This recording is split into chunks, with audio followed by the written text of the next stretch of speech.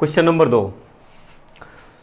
1.1 exercise का question number 2 है। ऐसा लिखा हुआ है, दर्शाई कोई भी धनात्मक विषम पूर्णांक, जो धनात्मक विषम पूर्णांक है वो 6q + 1 या 6q + 3 या 6q + 5 के रूप में होता है, जहां q एक पूर्णांक है। तो आइए यहाँ पे कुछ जो वर्ड लिखे हुए हैं उनका मतलब समझ लेते हैं और फिर आगे बढ़ते हैं।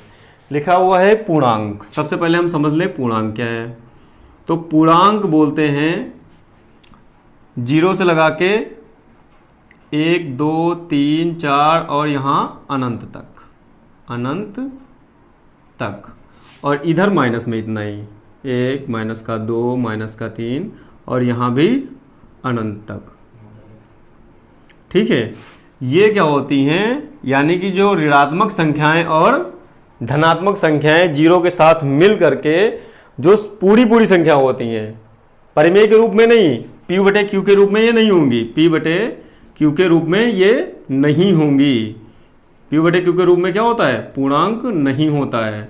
अगर कोई चीज़ लिखी हुई है तो हो सकता है उसको हल करने पे पूर्णांक मिल जाए तो वो पूर्णांक हो जाएगा, यानी कि हमको 1 2 3 4 या 10 11 12 13 ऐसे मिलेगा। ठीक है, तो ये हो गया पूर्णांक। अब बात कर लेते हैं, लिखा हुआ है विषम पूर्णांक। क्या लिखा हुआ है, धनात्मक विषम पूर्णांक, यानी कि वो धनात्मक होगा, यानी कि 1 2 3 4 5 जो धनात्मक होते हैं, प्लस इसके अलावा क्या बोलते हैं, आपको लिखा हुआ है विषम। विषम वो संख्या होती, सम और विषम के बारे में मालूम कर लेते हैं। जो संख्याएं सम संख्याएं होती हैं 2 से विभाजित होती हैं, यानी कि जो संख्याएं 2 से विभाजित हो जाएं वो सम संख्याएं, और जो 2 से विभाजित ना हो वो क्या होगी, विषम संख्या होंगे। ठीक है, तो चलिए अब आगे बढ़ते हैं क्वेश्चन की तरफ, और क्वेश्चन को बताया ये कि इस रूप में होती हैं, तो हमको सिद्ध करना है ये चीजें। ठीक है, तो आइए बढ़ते हैं। आइए इसके पहले हम एक चीज देख लेते हैं, कुछ चीजें इस क्वेश्चन को लगाने से पहले कुछ चीजें देखते हैं। जैसे कोई भी संख्या है, मान लेते हैं कोई भी संख्या हो, अगर उसको हम सम गुणे विषम करें तो देखिए हमें क्या रिजल्ट मिलता है। फिर विषम गुणे सम करें, फिर देखते हैं हमको क्या रिजल्ट मिलता है, और फिर उसके बाद हम कुछ ऐड करते हैं, तब देखते हैं रिजल्ट क्या मिलता है। देखिए सम और विषम का मल्टीप्लाई, यानी कि सम संख्या अगर 2 है और उसको 3 से मल्टीप्लाई किया जाए, कोई आया सम। विषम है और सम से मल्टीप्लाई, यानी कि 5 है और इसको अगर 6 से मल्टीप्लाई किया जाए तो 30, यानी कि ये भी 2 से भाग हो रही है और ये भी, यानी कि सम और विषम का अगर मल्टीप्लाई किया जाएगा तो क्या मिलेगी हमको संख्या सम मिलेगी, यानी कि रिजल्ट जो मिलेगा वो सम मिलेगा। यानी कि यहाँ पे हमको रिजल्ट जो आया वो सम मिलेगा और यहाँ पे भी रिजल्ट जो आया वो सम मिलेगा। अब ये चीज हो गई, इस चीज को अगर हमने समझ लिया तो आइए यहाँ पे एक चीज और देख लेते हैं। सम संख्या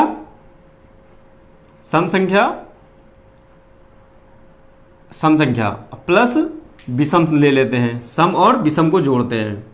तो सम और विषम को जोड़ने पे क्या मिलेगा, जैसे एक सम संख्या 2 और दूसरी विषम संख्या 1, फिर सम संख्या 4, फिर विषम संख्या 5। तो देखिए क्या मिलता है, यहाँ पे 9 मिला और यहाँ पे 3 मिला, यानी कि सम और विषम अगर हम जोड़ेंगे तो हमको संख्या क्या मिलेगी, विषम मिल रही है। अगर विषम और विषम जोड़ते हैं, ज़्यादा देखते हैं, विषम प्लस विषम जोड़ते हैं तो क्या हो जाएगा, देखिए 3 + 5 क्या मिला 8, यानी ऐसे जोड़ेंगे तो क्या मिलेगा हमको, विषम संख्या जोड़ने पे क्या मिलेगी, संख्या सम मिलेगी। इसके अलावा एक चीज़ और देख लेते हैं, अगर हम सम से सम को जोड़ते हैं, सम प्लस सम, तो क्या मिलता है, तो सम प्लस यानी कि 2 + 4 अगर जोड़े तो 6, यानी कि सम मिल रही है, फिर संख्या क्या मिल रही है, सम।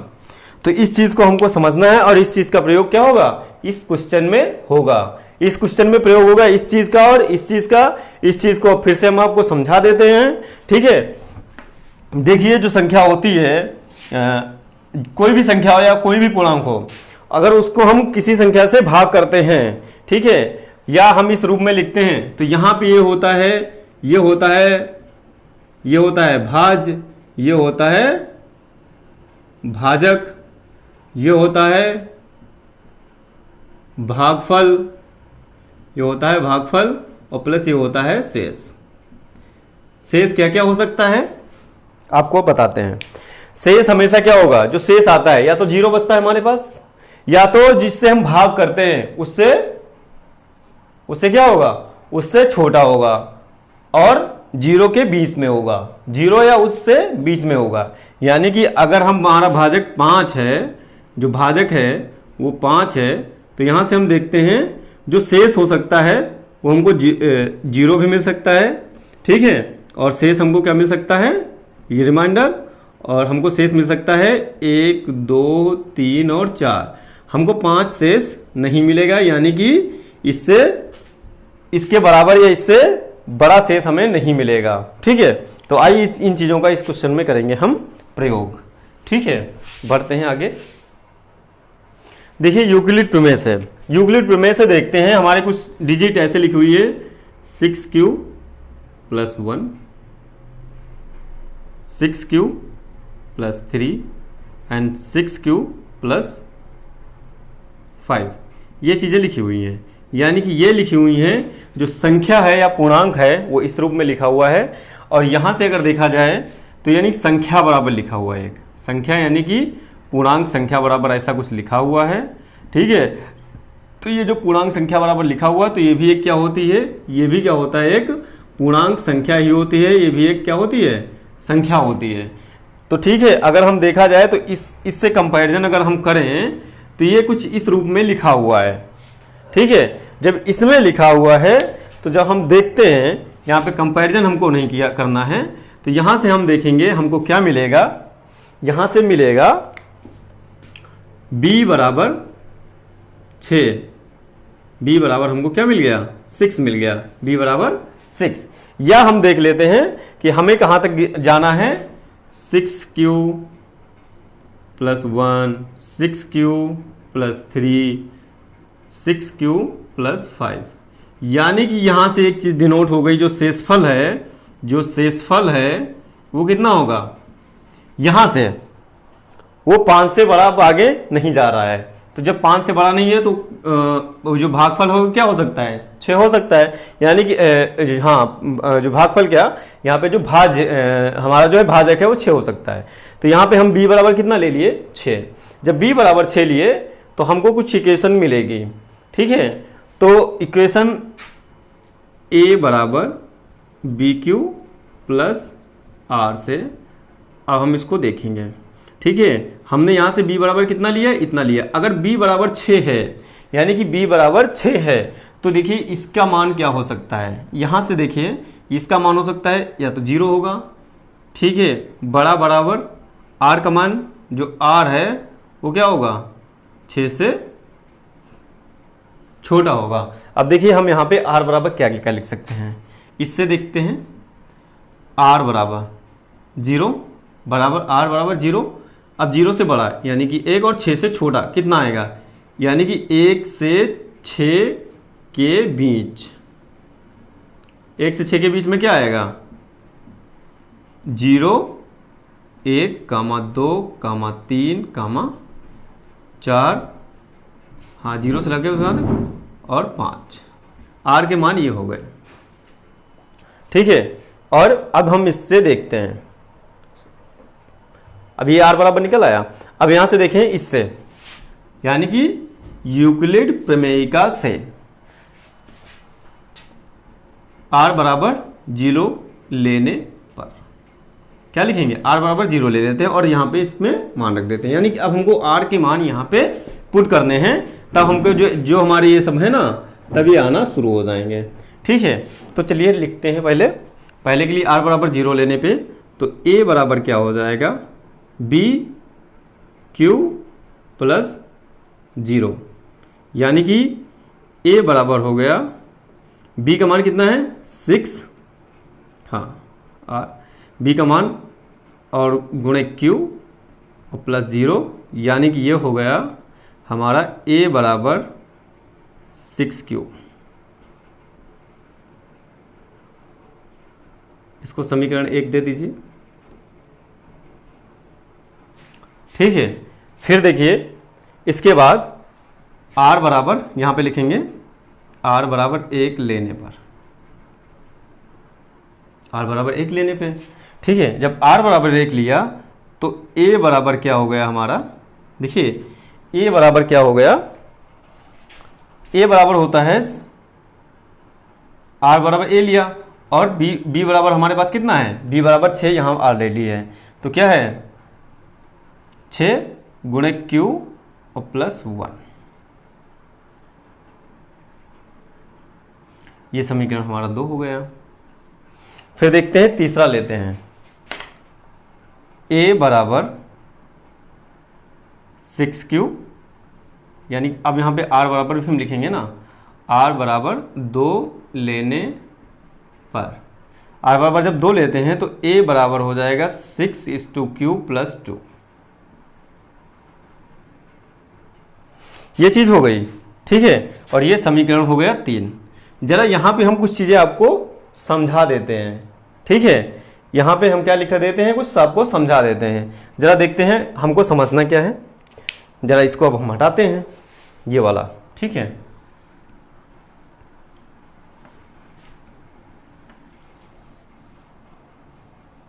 ये आइए हम आपको इधर समझाते हैं। ये लिखा हुआ है, ये सम संख्या है। कौन सी संख्या है, एक सम संख्या है। और यहाँ पे अगर विषम हो या सम हो कोई फर्क नहीं पड़ता। अगर हम मान लेते हैं सम संख्या से भाग कर देते हैं, यानी कि सम संख्या से भाग कर ले रहे हैं, तो कितना रिजल्ट मिलेगा, यानी कि 2 गुणे अगर 4 करें तो 8 मिलेगा ना हमको, ठीक है। तो यहाँ पे उसी चीज़ को देख लीजिए। अगर मान लेते हैं एक विषम है, 6 एक क्या है, एक सम है, 6 गुणे विषम ले लेते हैं, और यानी कि 6 और गुणे विषम 1 ले लो तो 6 आएगा, और यहाँ पे 3 लो लोगे तो 18 आएगा, ठीक है। 5 ले लोगे तो 30 आएगा, यानी कि सम संख्या ही आ रही है। यानी कि अगर इसको हम मल्टीप्लाई करेंगे इसके साथ में और 0 ऐड करेंगे तो क्या मिलेगा हमको, यहाँ पे हमको मिलेगा एक सम संख्या, समीकरण 1। यहाँ पे अगर हम मल्टीप्लाई करें 1 जोड़ेंगे तो ये क्या मिलेगा हमको, विषम संख्या। और यहाँ पे भी क्या मिलेगा हमको, एक सम मिलेगा, ठीक है। क्यों मिलेगा, क्योंकि अब हम लिखेंगे, क्योंकि सम संख्या को गुणा किसी भी संख्या से, सम संख्या को किसी भी पूर्णांक से गुणा करने पर क्या होगा, पूर्णांक से गुणा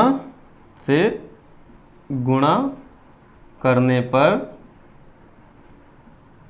सम संख्या मिलती है। एक चीज़ हो गई ये पहले वाले समीकरण के लिए।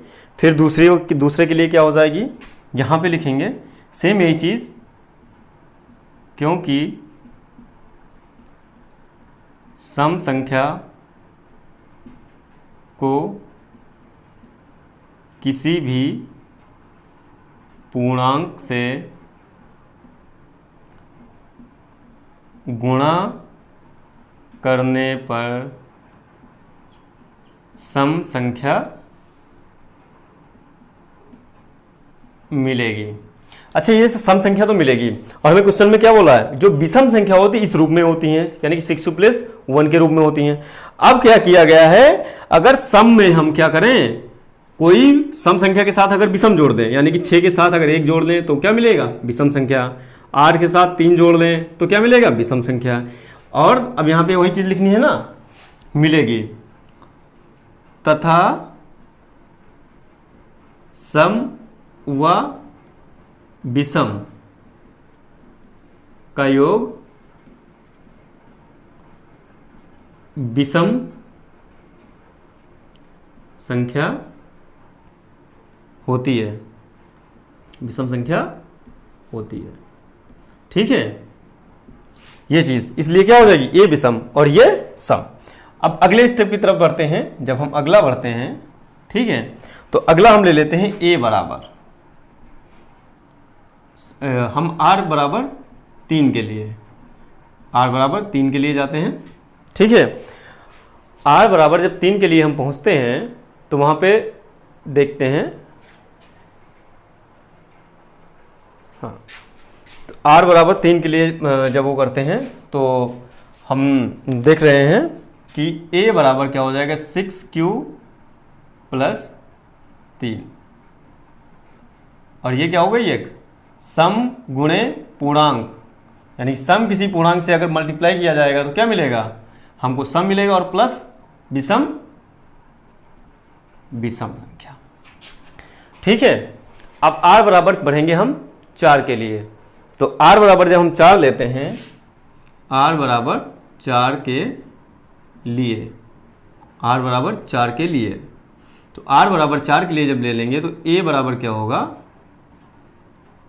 6q प्लस 4, सम गुणे पूर्णांक प्लस सम, यानी कि ये सम संख्या मिलेगी हमको, और r बराबर 5 के लिए क्या हो जाएगा a equal to 6q plus 5, और ये क्या हो जाएगा हमारा विषम। ठीक है, तो ये समीकरण वहाँ तक 3 हो गए थे, ये 4 हो गया, ये 5 हो गया और ये 6। अतः अब क्या हुआ, जो हमारी विषम संख्या है वो देखो किस रूप में है, विषम संख्याएं 6q प्लस 1 के रूप में है, विषम संख्या 6q प्लस 3 के रूप में है, विषम संख्या 6q प्लस 5 के रूप में है। अब आइए देखते हैं हम लैंग्वेज क्या लिखते हैं। ठीक है, अब ये हो गया। अब इसको हम जब लिख लिए तो यहाँ पे एक चीज को आपको नजर साफ नहीं आ रही होगी, यहाँ पे लिखो तथा सम और विषम का योग क्या होता है, विषम संख्या होती है। यहाँ पे ये चीज लिखी हुई है, सम तथा विषम का जो योग होता है वो विषम संख्या होती है, सम और विषम संख्या का योग विषम संख्या होती है। ठीक है, अब देखिए हमको लैंग्वेज में लिखना क्या, क्वेश्चन ने जो पूछा था।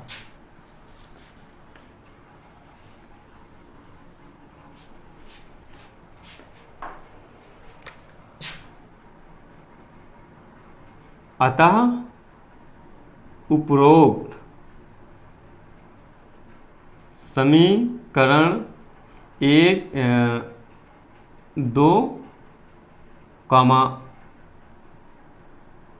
2,4 तथा 6 से कह सकते हैं कि क्या, कि विषम संख्या 6q प्लस 1, 6q प्लस 3 तथा 6q प्लस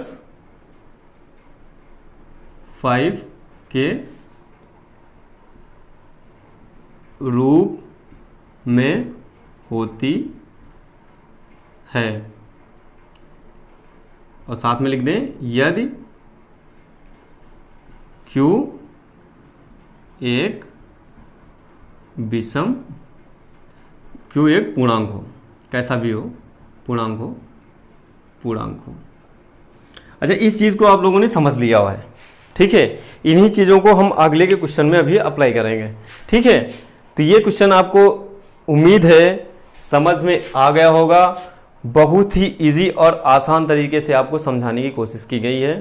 ठीक है, और आपको स्टेप बाय स्टेप समझाया जाएगा, और जहाँ पे जो ज़रूरत होगी वो चीज़ आपको बिल्कुल बेसिक से बताई जाएगी। ठीक है, बढ़ते हैं आगे।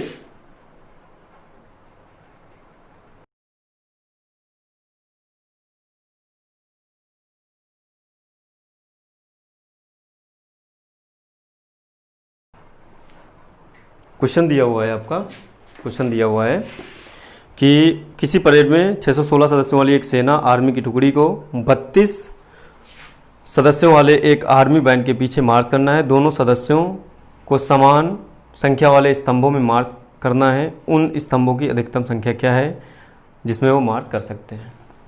ठीक है, इस क्वेश्चन को ज़रा ऐसे समझने की कोशिश करेंगे, जैसे हमें 3 बंदे को, किसी दूधिया को दूध देना हो, और वो दूध क्या हो, दूध देना हो, एक को 35 लीटर, बी को 45 लीटर और सी को 75 लीटर।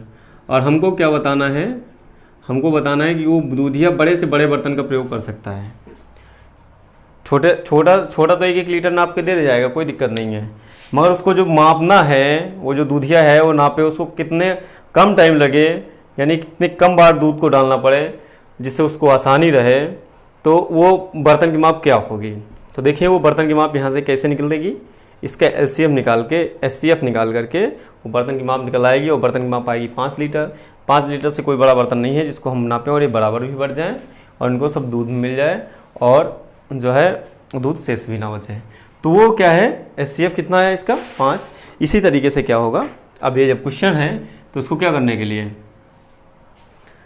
बराबर संख्या में क्या होगा, यहाँ पे लिखेंगे सैनिक तथा आर्मी बैंड को बराबर संख्या में मार्च यानी चलने के लिए, कराने के लिए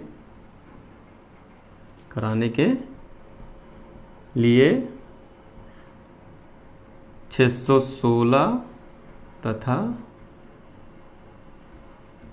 का HCF लेंगे। ठीक है, HCF ले लिए तो ये 32 और 616। अब इसको क्या करें, यूक्लिड प्रमेय से लिख लेते हैं। यूक्लिड प्रमेय से तो यूक्लिड प्रमेय लगाएंगे, यूक्लिड प्रमेयिका से,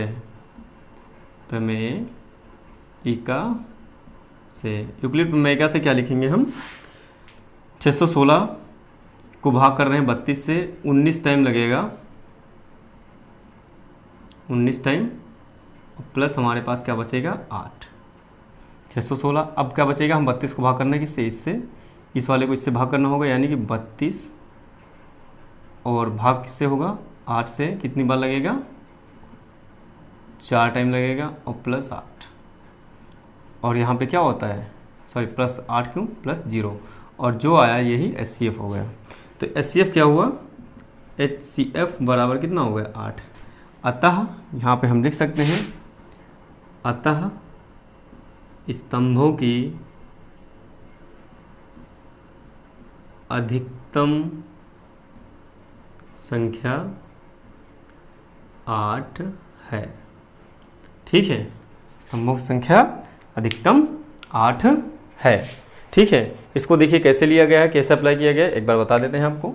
यहाँ पे लिया गया 616 डिवाइड किया गया 32 से, एक टाइम लगाया तो 32 LCM 296, फिर लगाया गया 9 टाइम्स तो ये आ गया 288, और यहाँ से जब डिवाइड किया तो हमारा आया 8, और 8 से जब इसको भाग किया गया तो क्या हुआ 4 टाइम लगा, और 32 और ये 0, और जो 0 दे देता वही क्या हो जाता है HCF, यानी कि 8 आ गया। ठीक है, हम यूक्लिड प्रमेय का प्रयोग कर लेंगे। बस चलिए बढ़ते हैं अगले क्वेश्चन की तरफ जो मोस्ट इम्पॉर्टेंट है।